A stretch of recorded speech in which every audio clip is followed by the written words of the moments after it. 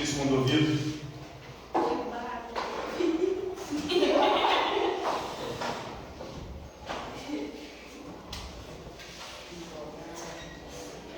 Então,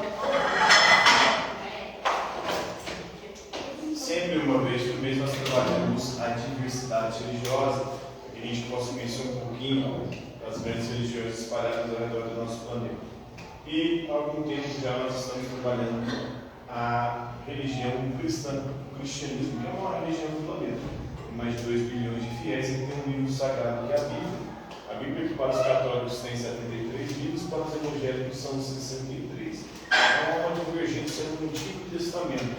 No Antigo Testamento, os católicos têm mais livros, são 46, enquanto os protestantes têm somente 39 livros. Há uma divergência sobre os livros que são revelados do Antigo Testamento. No Novo Testamento, nós temos a mesma quantidade de livros, que são 27 livros, os 4 evangelhos, as cartas apostólicas, o Atos dos Apóstolos e o Apocalipse. Mas nós vamos falar hoje da Bíblia, desse livro sagrado, que tem no Antigo Testamento 2 livros, na verdade, 1 e 2 Reis. Nós falamos do livro de 2 Reis, dos capítulos 4 a 6, onde nós temos lá os milagres de Eliseu. Eliseu, que foi um grande profeta do povo de Deus, e ele realizou grandes feitos durante a sua atividade profética. Lembrando que um profeta é aquele que anuncia um mundo melhor, uma realidade melhor, que vai ser empreendida ou concedida por Deus, e ele também denuncia aquilo que está errado, principalmente o pecado do povo. E o Eliseu, além de anunciar e denunciar, ele também empreendia milagres, graças à ação de Deus através da sua pessoa. Glossos de bondade de Deus, usando a figura do profeta Eliseu. O primeiro foi uma viúva que devia dinheiro. Essa viúva, inclusive, era viúva de um profeta, que devia dinheiro ao sócio do seu falecido marido. Ela pediu ajuda para Eliseu.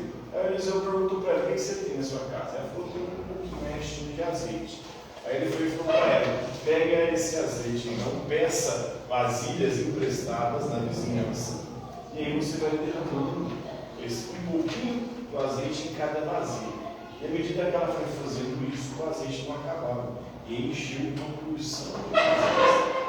Com essas vasilhas cheias de azeite, ela conseguiu ter azeite não só para si, mas também até para vender. E assim garantir a sua subsistência até o fim da sua vida.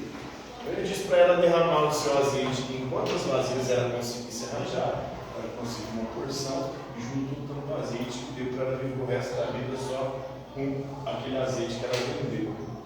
Tinha tanto para o consumo quanto para vender. Quando ela fez isso, ela percebeu que o total de azeite cresceu muito e vendeu para poder pagar a sua dívida e assim conseguir sobreviver. Depois também tem o caso de o servo que foi fazer uma sopa.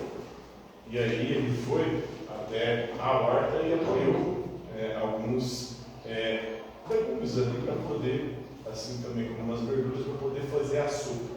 E sem querer ele pegou uma erva venenosa e colocou no meio da sopa sem ver. Sem querer ele fez um ensopado aí com frutos mortais, usando farinha. O Eliseu conseguiu remover o veneno. Quando ele percebeu que a sopa estava envenenada, que poderia produzir a morte daqueles que a consumissem, ele jogou farinha e assim conseguiu diluir o veneno ali, libertando o povo ou as pessoas envolvidas nesse episódio de morrerem envenenadas.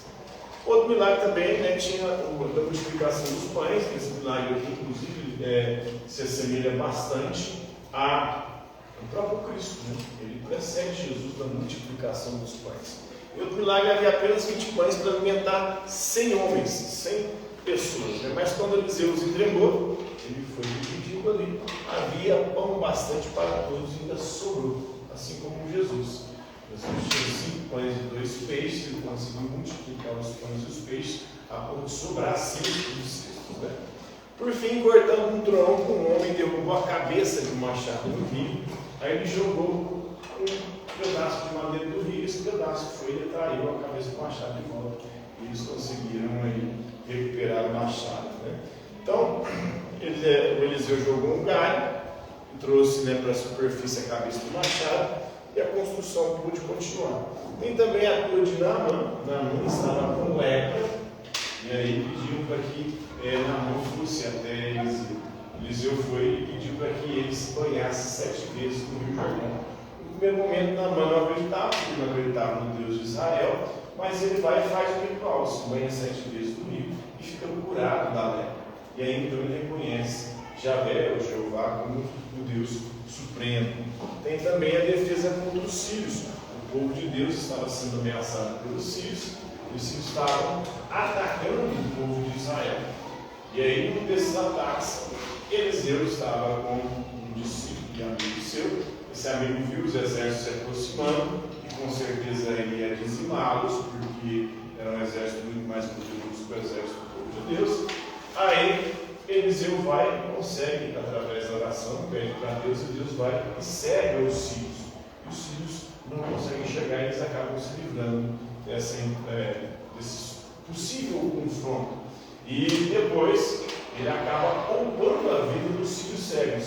Isso faz com que os sírios acabem desistindo posteriormente de empreender uma guerra. Então, ele acaba produzindo um período de paz entre o povo de Deus e os sírios, que eram povos ali que viviam em constante conflito.